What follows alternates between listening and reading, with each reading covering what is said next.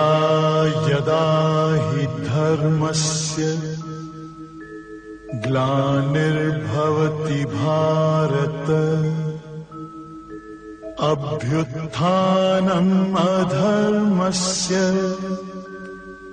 तदात्मानं सृजाम्यहम् परित्राणाय साधूनां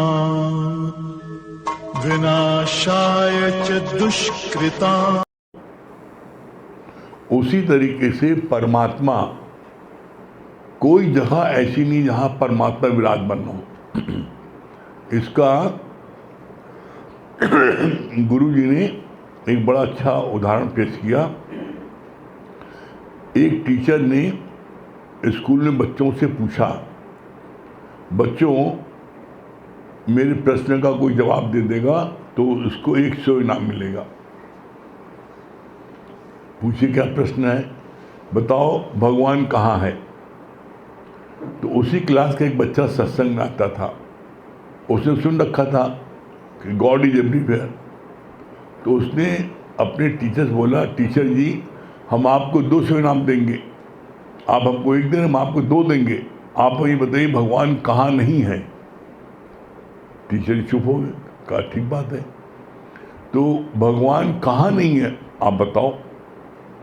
कोई जगह न तुझसे खाली है, तू व्यापक डाली डाली है, भगवान कहाँ नहीं है। आप भजन के कितने भजन के उदाहरण हैं जहाँ पता लगता है भगवान सर्वत्र है।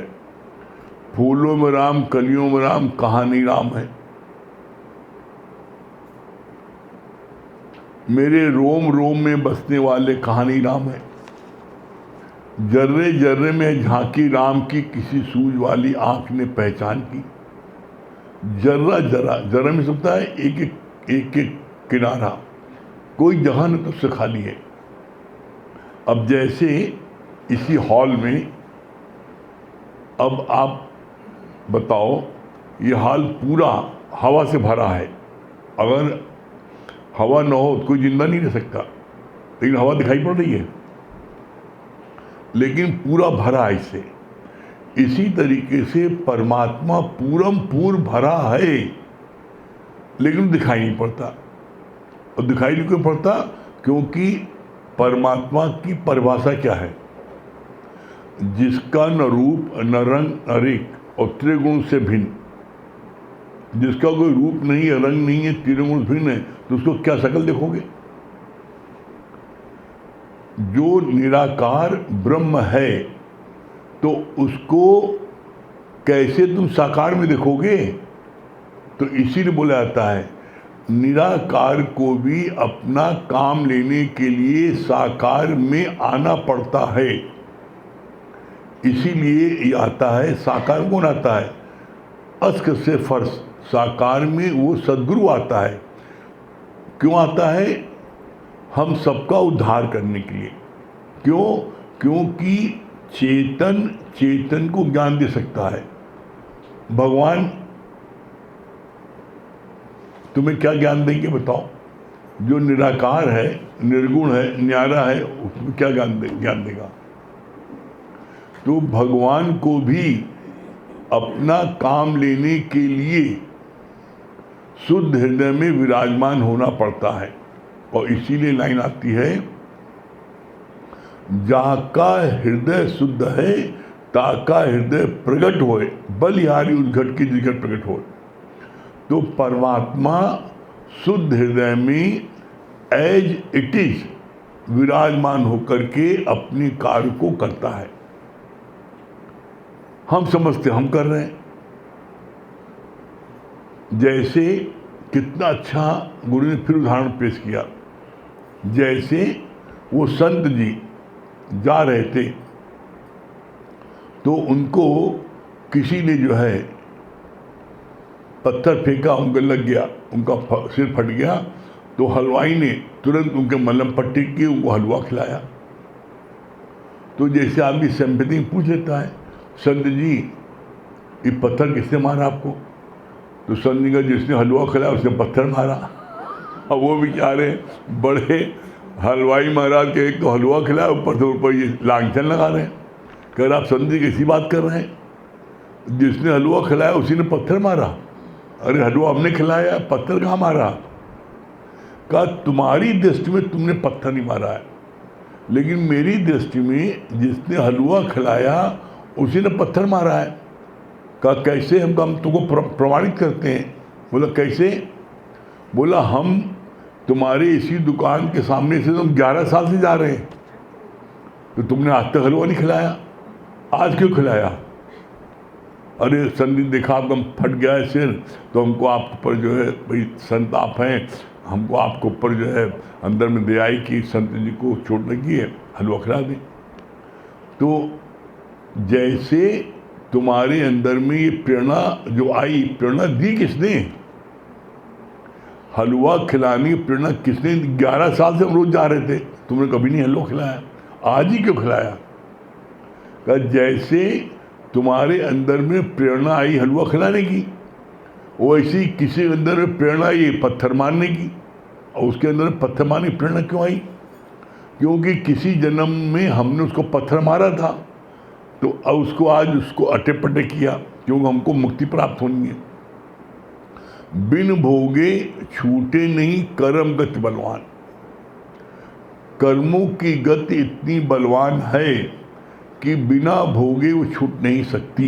लेकिन जो गुरु की शरण आ जाता है, उसको जो परमात्मा की तरफ से जो उसको सजा मिलती है, कष्ट मिलता है, वो कष्ट उसको भास नहीं होता। जैसे उसने पत्थर मारा, सिर फटा, तुरंत उसने मल्लम पट्टी की, तुरंत हलवा खिलाया, तो जो उसको कष्ट जो आना था, कष्ट उसको आया, लेकिन उसको लगा नहीं। कैसे नहीं लगा? इसका और गुरु ने पेश किया उदाहरण। जैसे अभी आप, बड़ी गर्मी है, अब आप हाल में आ गए, अब गर्मी लग रही है, खूब बढ़िया एसी चल रहा है, खूब ठंडक मिल रही है, अच्छा लग रहा है, तो गर्मी का असर क्या हम सबको हो रहा है? नहीं। इसी तरीके से जीवन में जो हमने पिछले जन्मों में जो हमने गलत कर्म किए हैं, तो उसकी सजा तो हमें मिलेगी, उसकी सजा तो हमें मिलेगी, लेकिन वो सजा हमको पता नहीं लगेगी। वो सजा हमको पता नहीं लगेगी।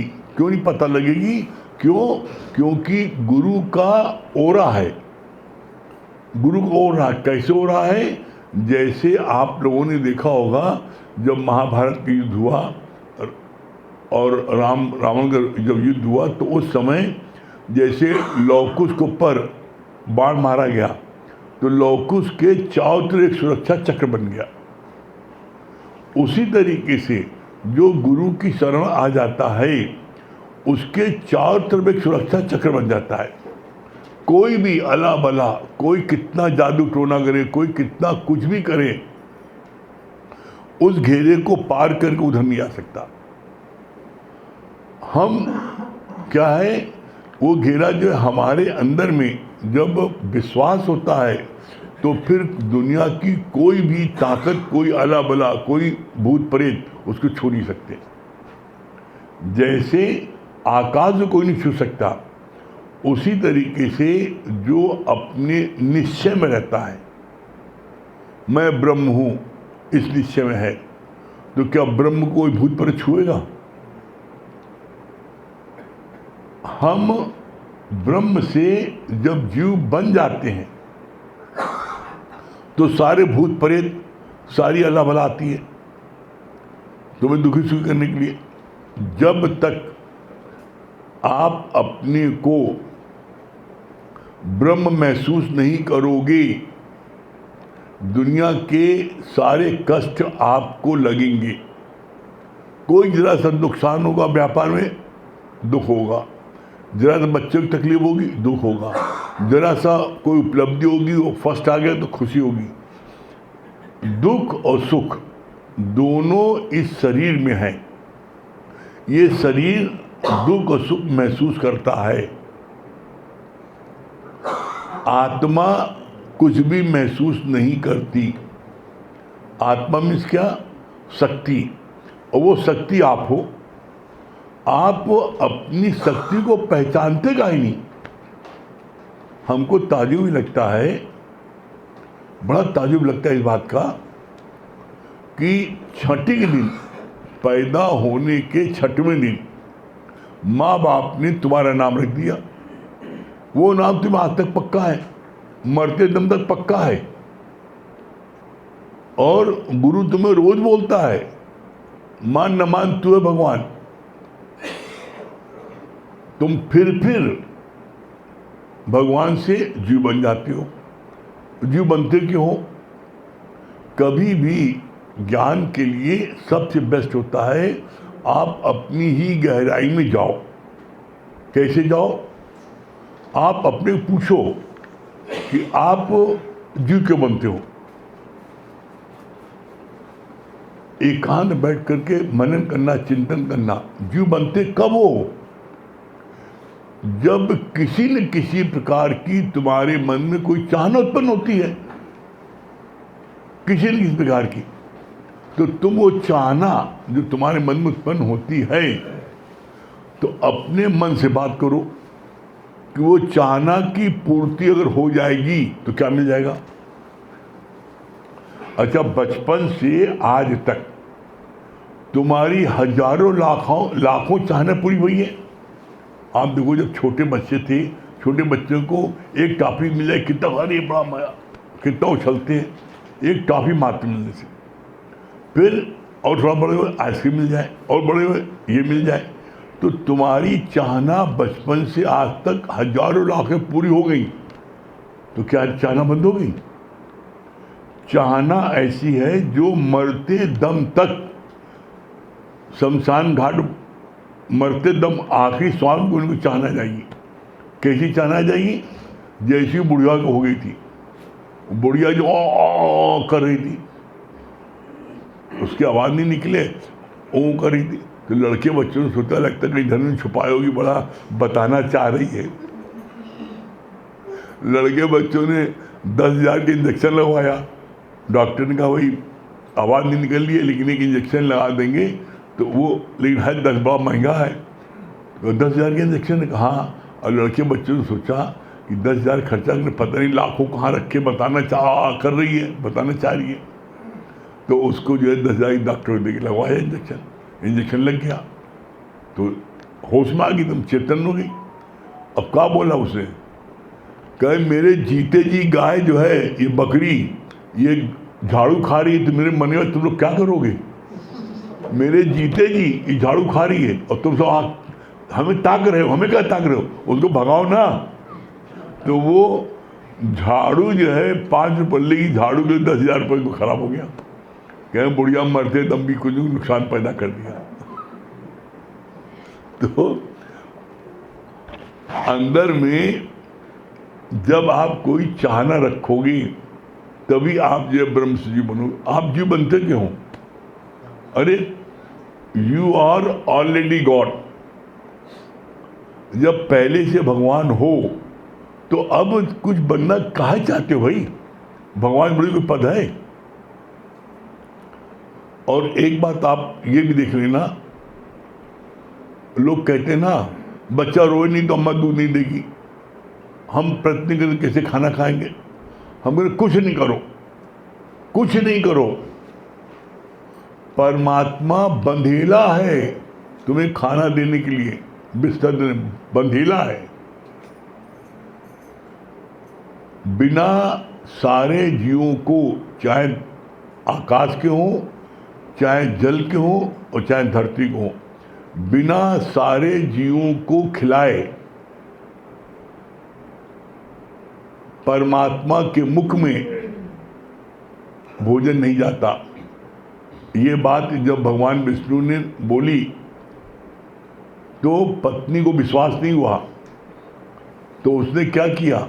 उसने कहा ये झूठ बोलते हैं, पता अभी इनकी परीक्षा ले लेते हैं।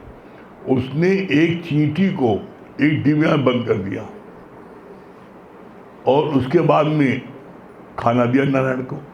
उन्होंने खा लिया। कहा बड़े झूठे हैं, कहा क्यों, क्या हो गया? कहा आपने कहा था जब तक मैं सारे जीवों को न खिला लूँ मेरे मुख में अन्न का एक दाना नहीं जाएगा। तो आप तो सब खा गए और आपने आज एक जीव को खाना नहीं दिया। कहा ऐसा हो ही सकता, मेरे मुख में अन्न जाएगा नहीं।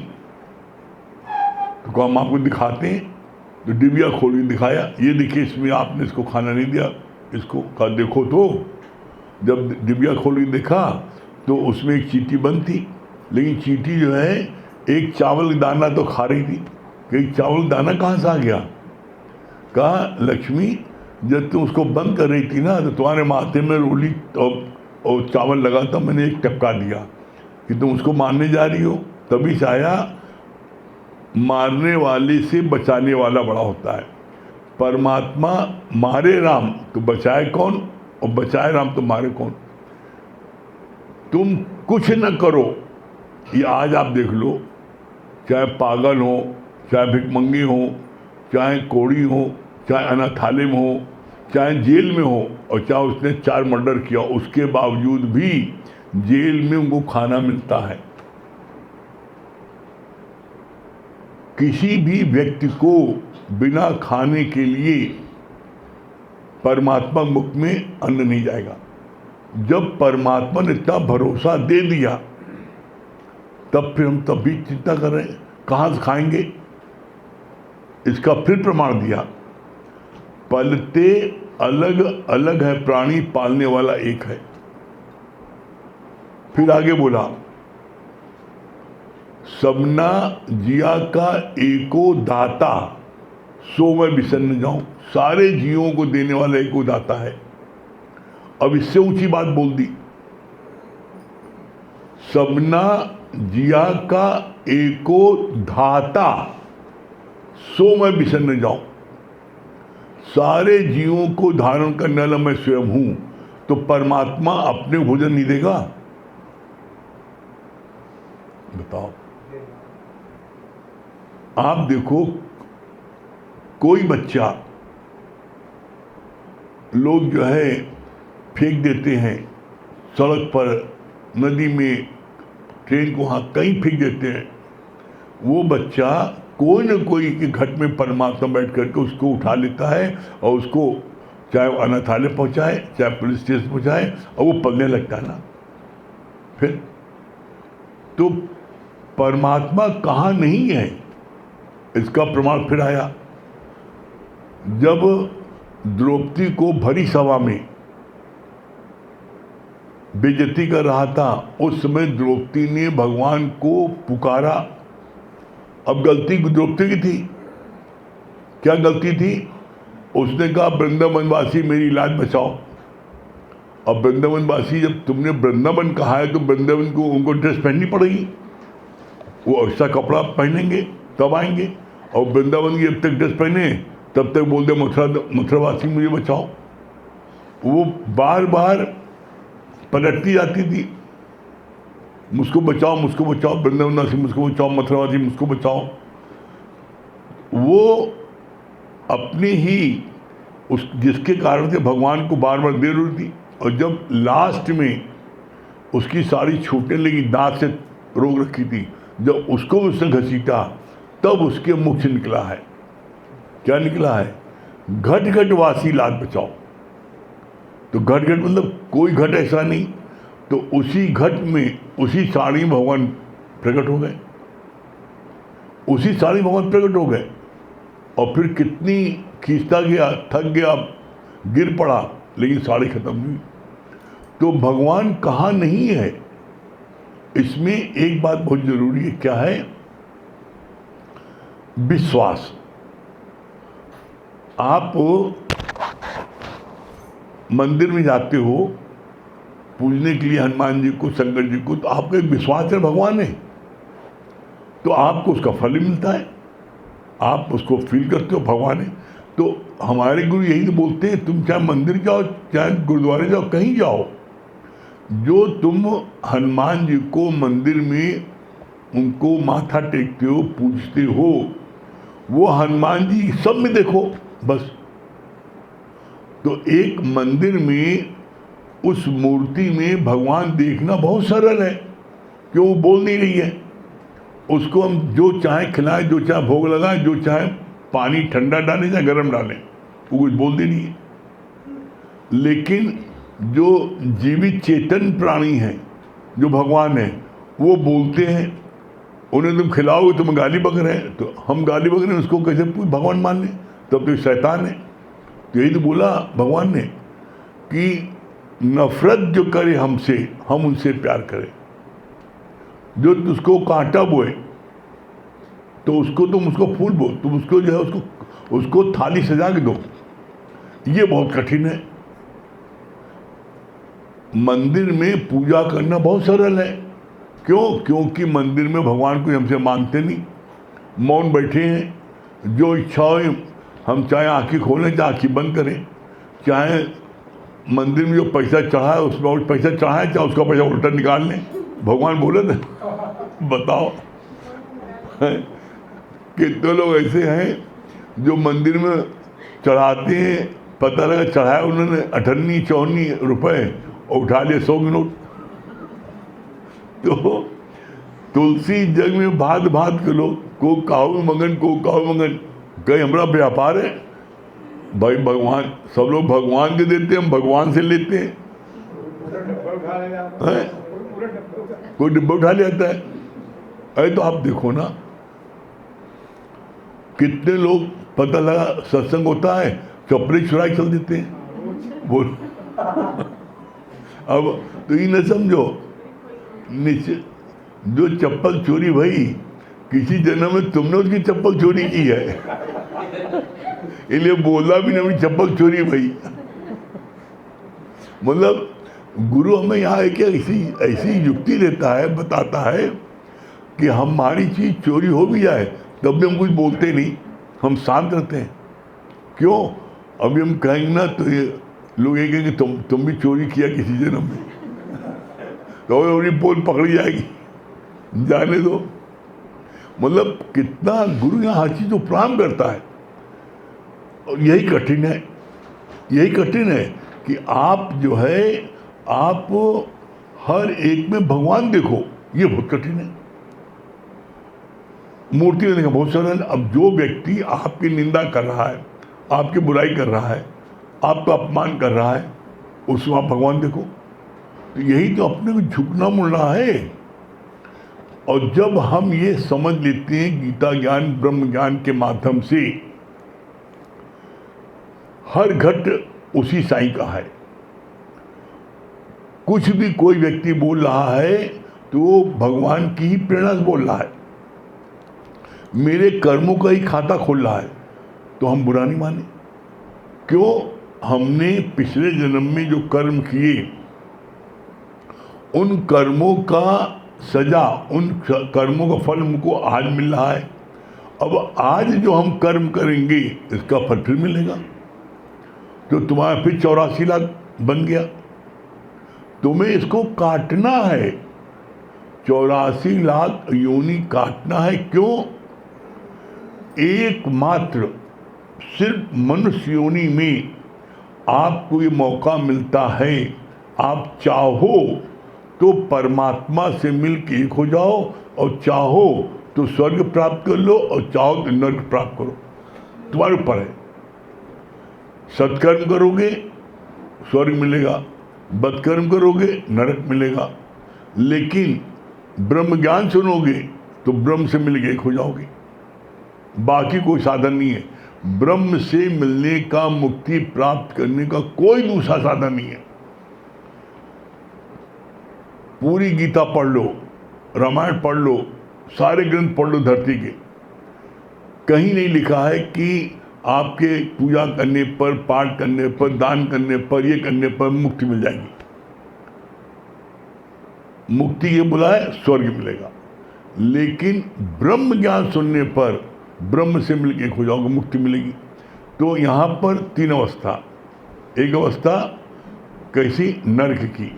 दूसरी उससे बेटर अवस्था स्वर्ग की, और उससे बेस्ट अवस्था मुक्ति की। और मुक्ति क्या है? फिर देखो,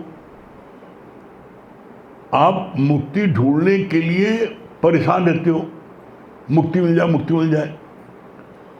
अरे तुम पहले से मुक्त हो। मुक्ति किसे कहते हैं? मुक्ति की क्या परिभाषा है? कितनी छोटी परिभाषा बताई गुरु जी ने। सर्व दुखों की निवृत्ति और परम आनंद की प्राप्ति, यही मुक्ति। आज आपको कौन सा दुख है? आज आप अभी यहाँ बैठे हो, कौन सा दुख है? सर्व दुखों की निवृत्त, सारे दुख निवृत्त हो गए और परम आनंद की प्राप्ति, परम आनंद मिल रहा है। ये परम आनंद मिले, मुक्ति है। बस इसी को बढ़ाते चलो, सत्संग में समय देखते चलो ज़्यादा। जब ये आप देखते और मुक्ति के धाम में बैठे हो, और मुक्ति धाम से उठ के जाने के लिए कौन कहता तुमसे? तुम ही भागते हो। तो बोला नहीं, तुम खुद भागते हो, तुम्हें कोई भगाता नहीं ना। तो इसी तरीके से तुम पहले से स्वयं मुक्त स्वरूप पहले से हो, तुम्हें बांधा किसने भाई? चेक करो अपने अंदर, तुम्हें बांधा है तुम्हारी किसी न किसी आसक्ति ने। महिलाओं की आसक्ति ज़्यादातर बच्चों में होती है, उनका मुंह टपकता रहता है हर समय, बच्चों को खिला दे, बच्चों को खिला दे, बच्चों को कर दे उनके लिए।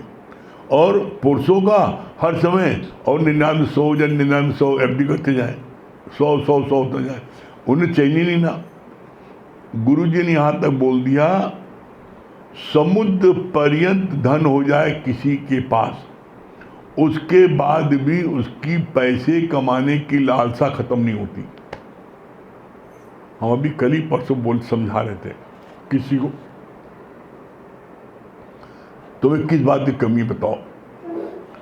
सब कुछ है, अब तुम धन कमा ले, तुम और धन कमा लो और सेहत खराब कर लो, बीमार पड़े रहो, तो तुम्हें धन कोई फायदा है?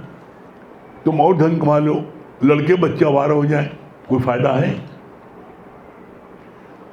भाई? जब तक आप सही समझ नहीं लोगे गुरु से, तुम कितना धन कमा लो। क्या बोला गुरु जी ने इसके लिए? पूत तो क्यों धन संचय, और पूत का पूत तो क्यों धन संचय। अगर पूत है, लायक है, तो कुछ ना हो वो अपार धन कमा लेगा। और ये मैंने अपनी आंखों से अपने ही रिश्तेदारी में देखा है। घर में खाने का ठिकाना नहीं, रहने का ठिकाना नहीं, और जब बच्चे लायक हुए तो इतना अपार धन कि जब पता लगा छापा पड़ने वाला, तो नोट का बोरा बाहर फेंका है, नोट का बोरा भरा बोरा बाहर फेंका है, इतना धन आ गया। तो बोला कि ये धन जो है कितना भी आ जाए, कभी हवस पूरी होती है नहीं। तो इसीलिए कहा कि जब आवे संतोष धन, सब धन धूल समान। और आज हम इस बात को अपने जीवन के अनुभव से कहते हैं। बिना इस ज्ञान में आए संतोष नहीं था। रात दिन बस एक सूत्री कार्यक्रम, और पैसा और कमाए। लेकिन गुरु जी की ऐसी कृपा हुई, जब से यहाँ आए, जब से मन लग गया, तब से परम संतोष नहीं, भगवान जितना दिया बहुत है। तो ये परम संतोष जो है सिर्फ ज्ञान से आएगा, बाकी किसी चीज से नहीं आएगा। और ये चीज जब हम महसूस करते हैं कि जब परमात्मा फील्ड विद गॉड जो है, परमात्मा जो है वो जर्रे जर्रे में समाया है, जैसे रसगुल्ले में सीरा समाया है। तो हमें भगवान विश्वास नहीं है, क्या बोला है?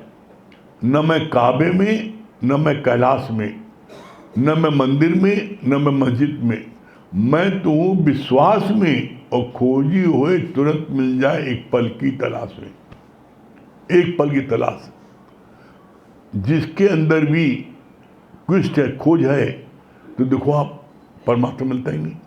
उसके लिए अपने अंदर में ये ललक जगाते जाओ, और जब ललक जगाते जाओगे निश्चित आपको इसका फल मिलेगा। और हम तो एक बात तो अभी देख रहे हैं, जो ये बात कही गई कि आप दुनिया का कोई सत्कर्म करोगे उसका फल मिलेगा आपको अगले जन्म में। ब्रह्म ज्ञान का फल अभी का अभी मिलेगा, और अभी का अभी हम देख रहे हैं। बताइए, सीखने को मिलता है और फक्र होता है गुरु ज्ञान पर। पिताजी की डेथ आज हुई है और आज भी बैठे हैं अभी सत्संग में।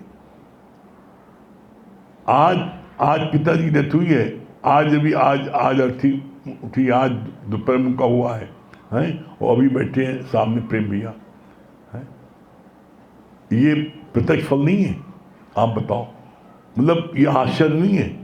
ये आश्चर्य नहीं है? बताओ कि ये ज्ञान का फल इतना जबरदस्त है कि आप इस ज्ञान को सुनो और सुनने के बाद में आपको जो है सही समझ न मिले। दुनिया की कोई बात छू नहीं पाती, ब्रह्म ज्ञान तब पावरफुल है। बस अपने मन को मोड़ करके कुछ हो, हम तो एक बात जानते हैं, आप नियम बना लो, कुछ हो जाए, चाहे तबीयत चले चाहे न चले, चाहे शरीर चले चाहे न चले, कुछ हो, हम सत्संग दोनों समय जरूर लेंगे। बस कुछ मत करो। और हमने कुछ नहीं किया, हम अपनी प्रैक्टिकल बात करते हैं। हमने कुछ नहीं किया, कोई शास्त्र नहीं पढ़े, सिर्फ हमने गुरु पढ़ा और गुरु को कहना मान करके दोनों समय सत्संग आए। बस उन्होंने कहा तुम कुछ हो जाए, सत्संग मत छोड़ना। तो चाहे मौत हो, चाहे पैदाइश हो, और चाहे दावत हो, और चाहे गमी हो, कुछ हो, सत्संग पहले। और हमने देखा इस सत्संग लेने का परिणाम ये है कि किसी बात के लिए मन नहीं चलता। बस बोला तुम इतना नियम बांध लो तो तुम्हारे सारे अपने आप सब चीज़ छूट जाएगी, सब चीज़ छूट जाएगी, और तुम्हें कभी किसी बात का, किसी चीज़ का अभाव फील नहीं होगा। क्यों? कारण क्या है? स्वयं भगवान कृष्ण ने इस बात का प्रॉमिस किया है, इस बात की कसम का, ये इस बात का उनकी प्रतिज्ञा है। क्या प्रतिज्ञा है? मेरा ये ब्रह्म ज्ञान जो मेरे प्यारों में बांटता है, जो उसको सुनता है, जो श्रद्धा रखता है, उसके योग और क्षेम का भार मैं स्वयं उठाता हूँ, किसी देवी देवता को नहीं देता। और जो तीनों लोक का स्वामी जो तुम्हारा भार उठा ले तो किसी बात की कमी है? नमन करता है ऐसे लोगों को। देखो, आज शरीर शांत हुआ पिता का, और उसके बाद आज अभी सत्संग मौजूद है, तो ये जो है ये ज्ञान का प्रत्यक्ष फल है। ठीक है? क्या बोल रहे हैं पंकज भैया? किससे मिलवा रहे हैं? हाँ, दुर्गेश भैया दिल्ली।